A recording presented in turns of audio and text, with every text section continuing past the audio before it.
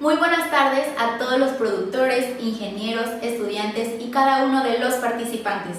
Agroquímicos Arca les da la más cordial bienvenida a nuestro primer curso denominado Interpretación de Análisis de Suelo. En este espacio virtual de aprendizaje vamos a conocer temáticas tan importantes como lo es la interpretación de análisis de suelo y la fertilidad. Para los profesionales del sector agrícola, este conocimiento cada día se vuelve más necesario, debido a los cambios que sufre el suelo en cada ciclo de cultivo. Continuando con el programa, vamos a otorgarle la palabra al ingeniero Manuel Arce. Para Agroquímicos Arca es un honor que esté con nosotros compartiendo su conocimiento. Adelante, ingeniero, bienvenido.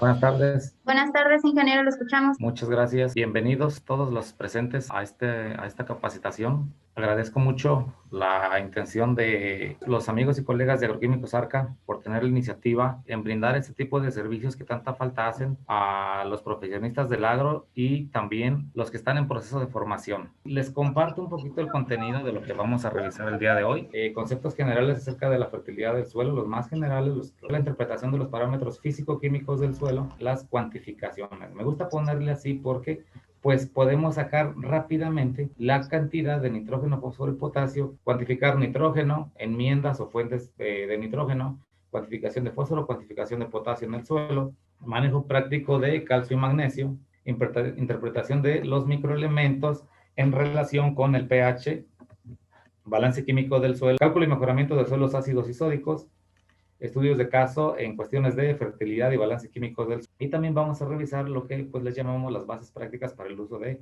microorganismos benéficos. Hoy vamos a revisar cuáles son, qué hacen, cómo se hacen incluso y las recomendaciones en su dosificación. Comenzamos. Los conceptos generales sobre fertilidad del suelo. Generalmente el término de fertilidad del suelo, ¿sí?, se refiere a la capacidad que tiene el suelo para sostener un cultivo desde el punto de vista nutrimental, ¿sí? El concepto de fertilidad del suelo, ¿sí?, básicamente es eso, ¿sí?, la capacidad que tiene el suelo para sostener un cultivo desde el punto de vista nutrimental, ¿sí? Eso es la fertilidad del suelo. Siempre está enlazada esta parte de la capacidad de intercambio catiónico. Generalmente, aunque el suelo tiene muchas propiedades químicas, la capacidad de intercambio catiónico es la que más asociamos a la fertilidad del suelo. Entonces luego preguntan, ¿sí?, oye, ¿qué es la capacidad de intercambio catiónico? La capacidad de intercambio catiónico, literal, pues es la capacidad del suelo de intercambiar cationes. Ajá. ¿Y qué más me puede decir de la capacidad de intercambio catiónico? Bueno, es la suma en unidades equivalentes químicas de potasio, calcio, magnesio, sodio e hidrógeno. Sí, pero no te entiendo. Bueno, a final de cuentas, si nosotros queremos explicar, ¿sí?, en palabras para que todo mundo nos entienda, la capacidad de intercambio catiónico es nuestro indicador, es el indicador general de la fertilidad del suelo, ¿sí? ¿A qué me refiero con eso? Normalmente establecemos que entre mayor sea el valor de capacidad de intercambio catiónico, el valor de la SIC, mayor fertilidad tiene el suelo. Y es cierto, ¿sí? Esta SIC, entre más alta, quiere decir que el suelo está más cargado de sales y tiene la capacidad de sostener todas esas cantidades de sales. ¿Y qué onda con esa parte? ¿Sí? Las sales o los minerales que contiene el suelo para el aprovechamiento de las plantas están depositados en la fracción o en la parte más fina del suelo, que vienen siendo las arcillas. Estas arcillas tienen carga superficial negativa.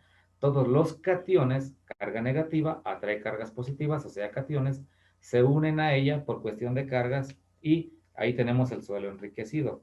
¿Cómo es que estos elementos llegan hacia el interior de las plantas? Bueno, hay suelos muy fértiles que son poco productivos y hay suelos poco fértiles que son muy productivos. Hago esa aclaración.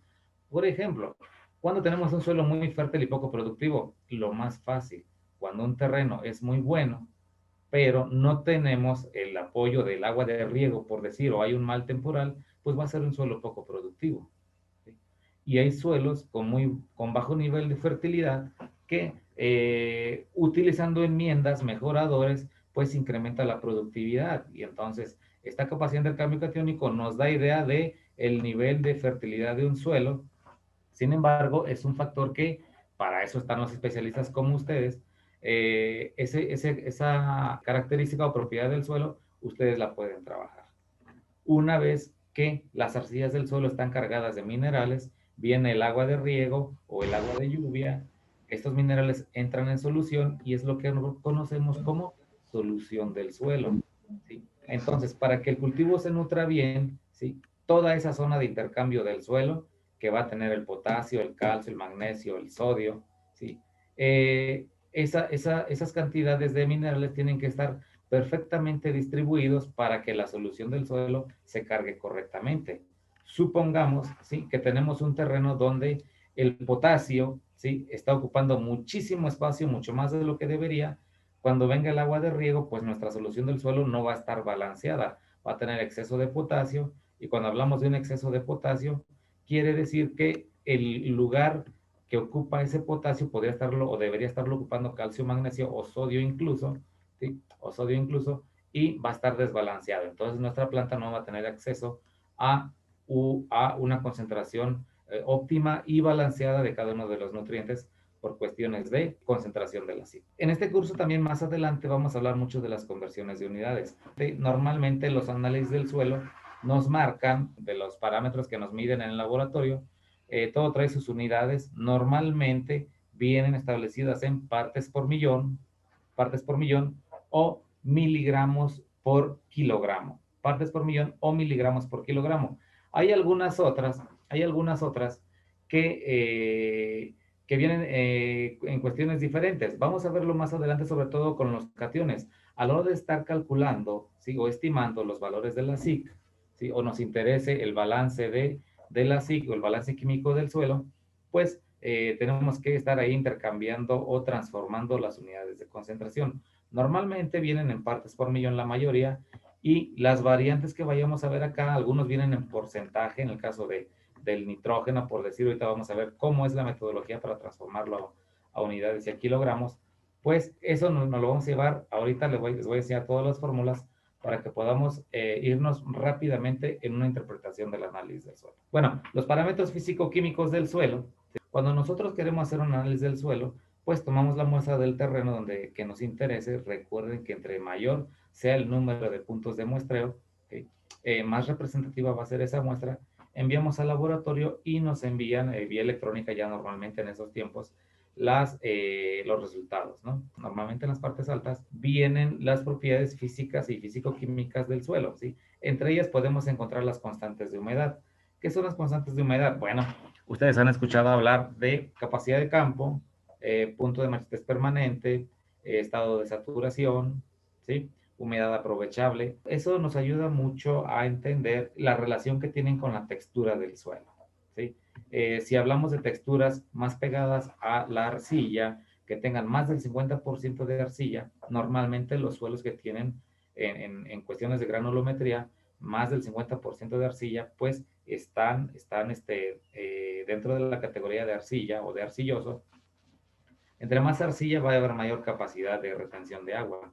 Entonces los valores de CC y PMP pues van a ser normalmente más altos. Esta parte de las constantes tiene mucho que ver con la textura. ¿Qué es la textura? Bueno, casi siempre sucede así. Muchas veces se instala primero el cultivo y después ya vemos a ver cómo va reaccionando, ¿no? Y entonces instalamos el cultivo, vemos que las plantitas no comienzan el desarrollo como debería, ya nos empezamos a preocupar y ya mandamos a hacer el análisis del suelo, ¿no?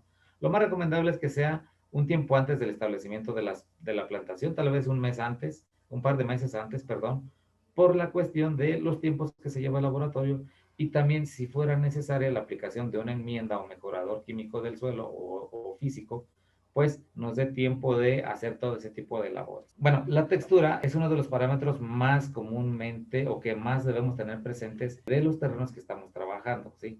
Aunque hay muchos grupos texturales, 12 grupos texturales en el triángulo de texturas que todos ustedes conocen, normalmente ya en la práctica, en el campo, los agrupamos hasta en 3, ¿no? Suelos arcillosos, suelos francos y suelos arenosos. Normalmente es así. El suelo arcilloso obviamente es el que tiene muchísima arcilla, más del 50%. Los suelos que hablamos que son francos pues son suelos de textura media, y los suelos arenosos pues son los más gruesos, ¿sí?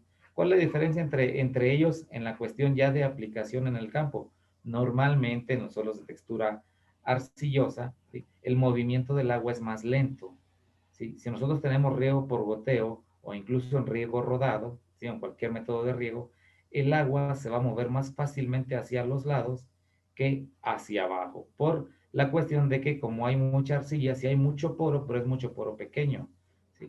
Cuando hay muchos poros pequeños en el suelo, los poros pequeños del suelo sirven para retener, los poros grandes en el suelo sirven para conducir agua y permitir el movimiento del aire en la parte baja del suelo o a nivel de raíz, vamos a decirlo así. Si habláramos de cuestiones generales, en el caso de textura, pudiéramos nosotros decir que si yo tengo un terreno arcilloso y voy a tener un riego por goteo con unas zanahorias, tal vez me conviene a mí colocar una cintilla de a litro por hora a 20 centímetros tal vez de distancia, porque la textura del suelo lo que me permite es mayor movimiento del agua hacia los lados en lugar de que el agua vaya infiltrándose hacia la parte baja del suelo. Si nos vamos hacia el otro extremo, en un suelo de textura arenosa, pues a lo mejor sí ahí me va a convenir a mí, aquí en la región donde su servidor nos desarrollamos o nos desempeñamos, pues la mayoría de los suelos son de texturas arenosas. Entonces, de repente en los surcos colocamos incluso hasta 2 cintillas del estándar. En la mayoría de las cintillas ahorita está en un gasto de 1 litro por hora. Ponemos hasta 2 cintillas, en el caso de mallas e invernaderos, 2 cintillas, con la distancia entre emisores apenas a 10 centímetros. ¿Por qué? En el suelo de textura arenosa el agua se mueve mucho más hacia abajo que hacia los lados. Entonces, por eso tenemos que colocar los emisores mucho más juntos que en relación a un suelo de textura arcillosa. Bien, el concepto de pH del suelo, ¿sí? Esta cuestión del suelo, ¿sí?, es interesante porque no todos los suelos son iguales. Si ustedes trabajan en un terreno, el terreno de algún familiar o suyo, estoy seguro que el terreno del vecino tiene propiedades físicas, químicas y biológicas diferentes al terreno que ustedes están trabajando, por las cuestiones de origen del suelo, de dónde se formó, a corto plazo, por las actividades que ustedes hacen en ese terreno, ¿no? Tal vez ustedes pudieran explicar fertilización balanceada y el vecino no, entonces los niveles de fertilidad se van para abajo. Tal vez aplican materia orgánica o aplican abonos o aplican algún tipo de mejorador, y eso nos va ayudando a mantener, ¿no? Entonces, esta parte del pH del suelo es importante porque dependiendo de los cultivos, ¿sí?, nos va a dar idea de las problemáticas que pudiéramos tener o las facilidades. Sabemos o entendemos que los cultivos tienen diferentes condiciones de pH ideales para crecer, ¿no? Otro cultivo que pudiera entrar dentro de este rango de cultivos o este grupo de cultivos acidófilos y que es de muy alta interés económico viene siendo el arándano. Muchos de los suelos de aquí de México donde se cultiva el arándano no cumplen o no cubren esa característica de pH para el desarrollo del cultivo. Es por eso que la gran mayoría de las plantaciones aquí en el país pues están establecidas en hidroponía, donde se puede manejar de mejor manera o más fácilmente esta cuestión del pH. También podemos decir lo siguiente: normalmente para la mayoría de los cultivos, ¿sí?, nosotros estaríamos deseando que el pH del suelo fuera neutro, ¿sí? ¿Qué significa un pH de suelo neutro? Todas las cargas negativas y positivas están aparentemente en balance, ¿no? Salvo lo que dijera el análisis de fertilidad, ¿sí? Normalmente buscaríamos que en la mayoría de los suelos, ¿sí?, que en la mayoría de los suelos el pH fuera lo más cercano a 7 posible, dependiendo del cultivo, ¿no? Pero si son suelos que tienen un pH entre 6.5 a 7.2, 7.3, estaría perfecto para la mayoría de los cultivos. Suelos muy ácidos pueden generarnos mucha presencia de elementos tóxicos como aluminio, manganeso, fierro en la forma férrica. Del otro lado, los suelos alcalinos, pues en condiciones de alcalinidad, muchos de los compuestos precipitan, formando fosfatos o sulfatos, carbonatos o bicarbonatos. Entonces, muchos elementos en condiciones alcalinas pueden entrar o entran en un nivel de deficiencia o de baja disponibilidad. Muchas veces en el análisis del suelo nos dice, es que tienes mucho fierro en tu terreno, ¿no? Pero si vemos el pH del suelo es de 7.8 o pegado arriba de 8, ¿no? Entonces yo tengo mucho fierro en el suelo, ¿sí?, y tengo un pH alcalino, pues automáticamente yo pienso y digo, estas cantidades de fierro no están disponibles para mi cultivo. Yo voy a voltear a ver mi cultivo y mi cultivo va a tener o me va a marcar la deficiencia o la clorosis férrica en los puntos de crecimiento. Vamos a ver las maneras para acomodar ese tipo de situaciones, ¿no? La conductividad eléctrica del suelo, normalmente ya en la mayoría de las muestras, en la mayoría de los laboratorios, le llaman incluso conductividad eléctrica del extracto. ¿Cómo funciona la conductividad eléctrica del extracto? Se realiza una solución suelo-agua 2:1, dos partes de agua y una parte del suelo, y después de cierto tiempo se llega a saturación, se lleva esa muestra de suelo a saturación, se le extrae la humedad con una bomba de vacío y ahí se le mide la conductividad eléctrica, ¿sí? Es bastante válida, es bastante representativa. Repetimos, para la mayoría de los suelos, lo más recomendable que en el caso de conductividad fuera lo más baja posible. ¿A qué me refiero a una conductividad baja en el suelo? Abajo de 1. Una conductividad de entre 1 hasta 2.5, ya tendríamos que estar buscando cultivos tolerantes a ese tipo de conductividades, y conductividades arriba de 2.5 ya tendríamos que buscar cultivos mucho más tolerantes como crucíferas, tal vez frijol o tal vez la avena, tal vez, cultivos muy tolerantes a la salinidad. Estos son algunos de los parámetros que pueden venir en el análisis del suelo. La conductividad eléctrica normalmente viene expresada en unidades químicas de decisiemens sobre metro, ¿sí? Ustedes pueden encontrar, ¿sí?, las unidades químicas de decisiemens sobre metro, pueden encontrar, ¿sí?, voy a salirme un poquito de la presentación para colocarla acá, las unidades de medida de la conductividad eléctrica normalmente son decisiemens sobre metro, ¿sí? Pueden ser también milisiemens sobre centímetro, ¿sí? Algunos laboratorios, todavía algunos laboratorios nos están reportando las unidades en la anterior, hace unos 25 años se aceptó el término de los siemens, decisiemens o milisiemens, pero todavía nos marcan los milimos sobre centímetro. Esas unidades son equivalentes. Si el suelo me marca una conductividad de 0.85 decisiemens, pues es igual a 0.85 milisiemens y es igual a 0.85 milimos. Entramos un poquito en materia. Acabamos de revisar las cuestiones de parámetros físico-químicos. Ahora, en la parte ya de los minerales, ¿sí?, en el análisis del suelo, vienen dos fuentes importantes para nosotros de nitrógeno, ¿sí? Una parte es el nitrógeno que viene o que se calcula a partir de la materia orgánica.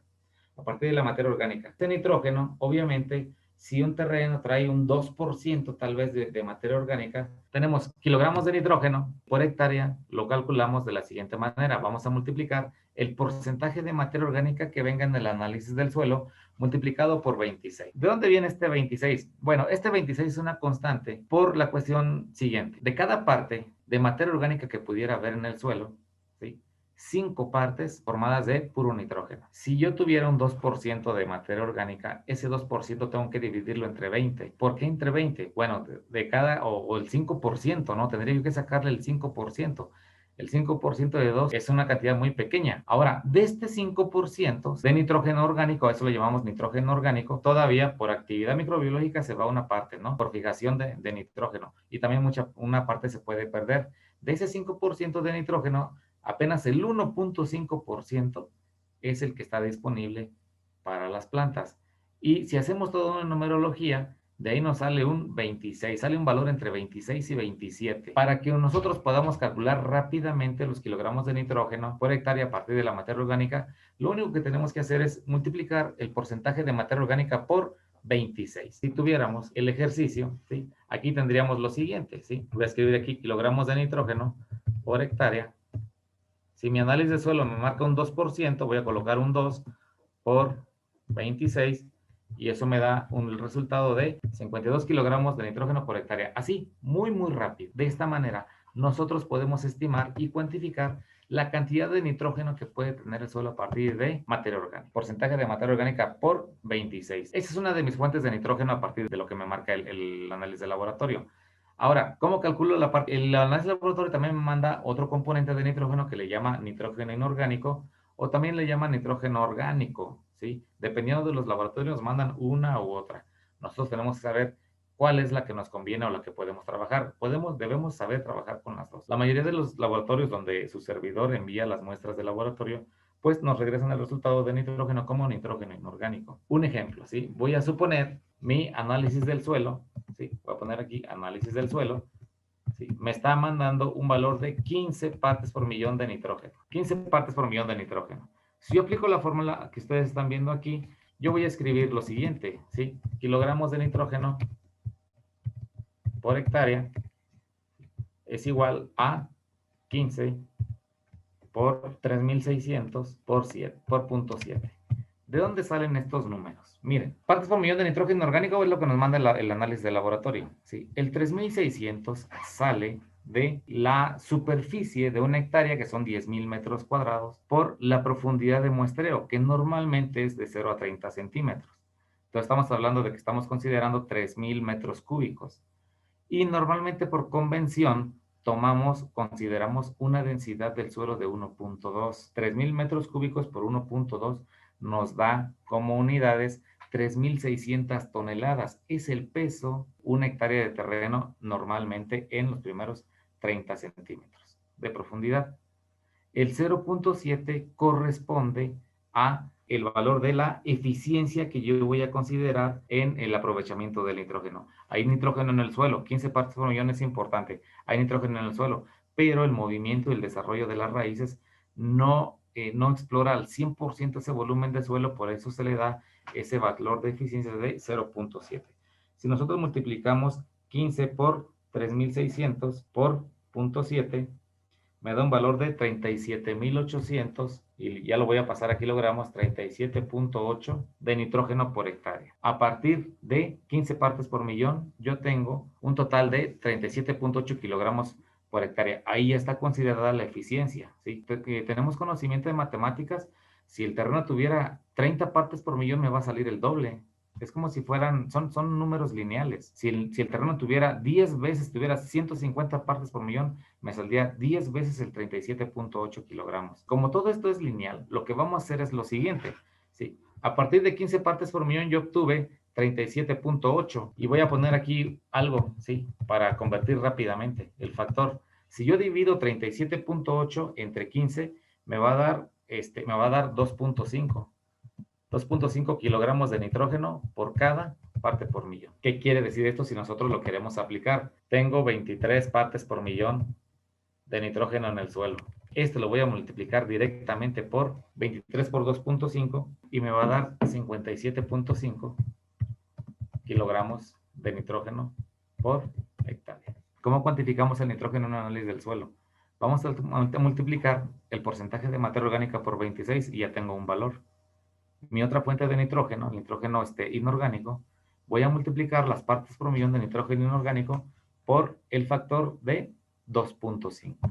Este es el valor importante, este es nuestro dato importante aquí. ¿Sí? Al final, entonces voy a multiplicar la materia orgánica por 26 y el nitrógeno inorgánico por 2.5 y ya tengo cuantificado rápidamente el nitrógeno que contiene mi terreno. Ahí quedamos con nitrógeno. Hay muchas fuentes de nitrógeno que pudiéramos nosotros utilizar en la cuestión aplicada. Esa tabla que aquí les presento, la verdad es una tabla con la que nosotros vamos a ir a la segura. Al menos aquí en la parte de México y Sudamérica, sí, pues tenemos diferentes mejoradores del suelo, ¿sí? Que normalmente nos aportan nitrógeno, ¿no? Todo esto que aplicamos se descompone y al descomponerse se ocupan microorganismos y el nitrógeno junto con el carbono son activadores de microorganismos. Tenemos diferentes fuentes. Tenemos composta, tenemos abono bovino, ovino, porcino y gallinaza, que son los más comunes. Las dosis recomendadas en kilogramos por metro cuadrado. En el caso de la composta, ¿sí? Al menos se recomiendan 2 kilogramos por metro cuadrado. Y coloco al menos porque en muchos lugares no se tiene la posibilidad de elaborar su propia composta. Si ustedes pueden elaborar su composta, háganlo, es lo mejor. Si muchos de ustedes son estudiantes y ya les enseñaron cómo se elaboran las compostas, ¿sí? Es lo mejor. ¿Por qué? En esta parte de las enmiendas mejoradoras. Pensemos en esto, ¿sí? Muchos terrenos ahorita tienen problemas de productividad, ¿no? Por bajos niveles de fertilidad, física, química y biológica. Esos mismos terrenos en 20 años tienen que seguir produciendo lo mismo o tal vez más porque la población está aumentando y la demanda de alimentos va a aumentar. Entonces, el trabajo de nosotros como ingenieros agrónomos es hacer todo lo posible para mantener estas propiedades físicas, químicas y biológicas del suelo para que en un futuro no tengamos problemas de abastecimiento de alimentos. De por sí es un problema ahorita a nivel mundial. Entonces, ¿por qué en composta le pongo al menos 2 kilogramos? Porque generalmente, ¿sí? Muchas veces, no se tiene la posibilidad o el conocimiento para elaborarla, hay que comprarla. Al menos aquí en México, Una tonelada de composta de lombriz, si la compras al mayoreo, te cuesta alrededor de 2,000, 2,100 pesos. De alto valor en el mercado, pues muchas veces el productor o el agricultor no tiene los medios. Si quisiera meterle 5 kilogramos de composta por metro cuadrado, estaremos hablando de 50 toneladas por hectárea. ¿Sí? Aquí, al menos aquí en México, muy pocos productores se van a gastar 100,000 pesos en composta para una hectárea de terreno. Muy pocos lo hacen, ¿no? ¿Qué ventaja nos da la composta? Aporte de minerales, los que nos queden por ahí. Gran parte de los minerales que libera pues se van en lo que conocemos como los lixiviados del proceso de compostaje. Nos da mucha retención de agua a nivel localizado. ¿Por qué? Porque la composta nunca es suficiente y es muy buena retenedora de humedad. Normalmente hacemos una aplicación localizada, ¿no? Cuando es poca la cantidad de composta que aplicamos, pues no la ponemos a medio surco ni nada. Siempre la ponemos cerca de la base de nuestras plantas o de nuestra hilera de plantas para que ahí se vea el efecto. Y sí se llega a ver, ¿sí? Cuando hablamos de aplicación localizada, también el efecto es localizado. Entonces, el mejoramiento de las propiedades físicas del suelo, cuando aplicamos composta, llega a ser limitado por las cantidades que pudiéramos estar aplicando. ¿Cuánto nitrógeno nos aporta una tonelada de composta? Apenas 1 kilogramo. Seguramente si mandamos nosotros a hacer un análisis del suelo va a salir más porcentaje de nitrógeno, ¿no? Sin embargo, yo lo que les estoy hablando ahorita en este curso es para que ustedes vayan a la segura a la hora de que vayan a trabajar y no estemos confiados de decir, ¿sabes qué? Es que mi composta dice que trae un 2% de nitrógeno, ¿no? Entonces en una tonelada son 20 kilogramos de nitrógeno. La cuestión es que no sabemos en qué momento esos 20 kilogramos de nitrógeno por tonelada se van a liberar para que mi cultivo los aproveche. Tal vez se liberen antes o después de que el cultivo los aproveche y no vamos a ver el efecto en nada. Por eso normalmente somos discretos a la hora de estimar la cantidad real que nosotros pudiéramos considerar al respecto de la composta. El estiércol bovino, en segundo término, es uno de los más comunes en la mayoría de las zonas productoras. ¿Sí? Muchos agricultores también son ganaderos, es muy común. Y bueno, en el caso de estiércol bovino, las dosis recomendadas son de 3 a 5 kilogramos por metro cuadrado en base seca, no en húmedo. Se recomiendan estiércoles que tengan al menos unos 6 meses de descanso por ahí. Y si es abono fresco, la recomendación es que una vez que tú lo apliques, que apliques dosis bajas y que también le des tiempo para que se empiece a descomponer o se incorpore muy bien con maquinaria al suelo y observar o esperar a que se descomponga. Al menos aquí en la zona de influencia, se han dado problemas por exceso de estiércol bovino. Por ahí una experiencia de un productor que colocó 200 toneladas de estiércol bovino por hectárea. Cuando vino y acolchó y colocó su plantío de jitomate, a las 2 semanas el 50% de las plantas estaban muertas. ¿Por qué? Como era mucho abono, empezó a descomponerse, la actividad microbiológica, pues empezó a generar gases de descomposición, la oxigenación a nivel de raíz se acabó y lleno de amoníaco la parte por debajo de los acolchados y murieron las plantas. ¿Qué beneficio nos aporta el estiércol bovino? Mejora propiedades físicas, ¿sí? Nos da muy poco nitrógeno, ¿sí? Nos da muy poco nitrógeno. Ese lo dejamos más bien para la actividad microbiológica. Mejora propiedades físicas y la recomendación es cobertura total del terreno e incorporación, porque es más fácil de adquirir. Cuando hablamos del abono ovino, ¿sí? Básicamente nos referimos al de borrego. Las dosis establecidas son de 2 kilogramos por metro cuadrado, nos aporta minerales, ¿sí? Aporte de nitrógeno en kilogramos por tonelada, apenas 1.5, y la aplicación localizada, pues también. Porque todos esos que vienen como aplicación localizada, al menos aquí en México, ¿sí? Si ustedes están en algún otro país y tienen el acceso a ese tipo de abonos de animales estabulados, generalmente la recomendación es que sea de animales estabulados o de granjas intensivas, porque las dietas son más completas, ¿no? Si la dieta del animal es más completa, el abono va a ser más rico en nutrientes o en minerales, ¿sí? Por lógica, ¿no?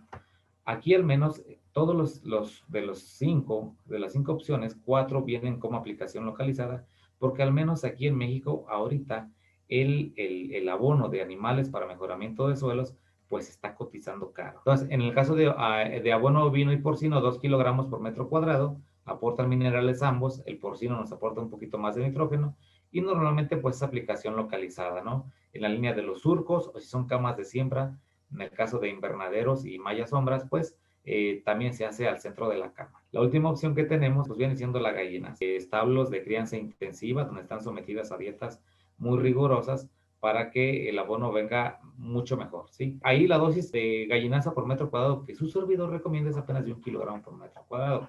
Yo sé que hay productores que aplican hasta 2, algunas hasta un poquito más en cultivos muy demandantes, sobre todo de nitrógeno, como el caso de brócoli. En las ventajas, en el caso de la gallinaza, coloqué que es prácticamente un fertilizante. ¿Por qué? Si nosotros estamos hablando de que vamos a aplicar 1 kilogramo por metro cuadrado, yo estoy aplicando 10 toneladas por hectárea. Cada tonelada de gallinaza nos provee hasta 30 kilogramos de nitrógeno libre. ¿Cuál es la diferencia entre la gallinaza y los demás mejoradores de suelo? La gallinaza tiene como tiene mucho nitrógeno proteico, la relación carbono-nitrógeno es realmente baja. Cuando una relación carbono-nitrógeno es baja en una composta, ¿sí?, este material se va a componer muy rápido. Cuando la relación carbono-nitrógeno en los residuos, si hablamos de pajas, de maíz, de sorgos, pues la relación carbono-nitrógeno no puede rondar hasta 100 tal vez, va a tardar años en descomponerse. En el caso de la gallinaza, la relación carbono-nitrógeno es apenas de 8 o 10 y eso le permite una rápida descomposición. De acuerdo a los estudios que se han hecho, en el caso de gallinazas aquí en México, en los primeros 30 a 45 días, el 70-80% del nitrógeno que contiene ya está liberado o disponible para las plantas. Y si hablamos de las experiencias aquí con los brócolis, donde el cultivo dura 70 días tal vez fertilizándose, pues es ideal. Por eso su servidor no recomienda más de 1 kilogramo por metro cuadrado como dosis estándar, porque va a depender también del cultivo al que se vaya a aplicar. Si es un cultivo que es poco demandante, podemos generar quemaduras por exceso de sales, exceso de conductividad. Tiene muchas sales. ¿Qué nos aporta una tonelada de gallinaza? Nos aporta hasta 30 kilogramos de nitrógeno, de 10 a 12 kilogramos de fósforo en forma de pentóxido, 20 kilogramos de K2O, hasta 60 kilogramos de óxido de calcio y 15 kilogramos de óxido de magnesio. Son cantidades realmente altas, en cuanto a minerales. Por eso ahí coloqué el paréntesis en la cuestión de que básicamente la ventaja es que es un fertilizante. En observaciones, pues también aplicación localizada. Pasamos al siguiente elemento, fósforo. Algunos laboratorios nos están reportando fósforo Bray y fósforo Olsen. Algunos laboratorios solamente dicen fósforo disponible, ¿sí?, dependiendo de las metodologías que utilicen. Los niveles medios en el suelo, sea Bray u Olsen, se pueden mover desde 15 hasta 25 partes por millón, niveles medios. Y aquí voy a hacer una aclaración. La aclaración aquí es la siguiente. En el caso del nitrógeno, cuantificamos todo el nitrógeno que pudiera haber en el suelo. Todo. ¿Sí? Toda la materia orgánica y todo el nitrógeno inorgánico. ¿Por qué? Porque si no se aprovecha ese nitrógeno o no se cuantifica, de por sí se va a perder. Recuerden que el nitrógeno es muy móvil, ¿sí?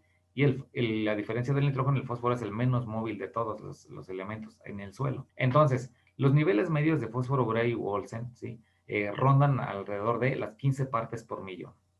¿Qué quiere decir esto? Que para mantener la fertilidad del suelo en cuestiones de fósforo, yo tendría que tener siempre 15 partes por millón. A lo que voy es a lo siguiente.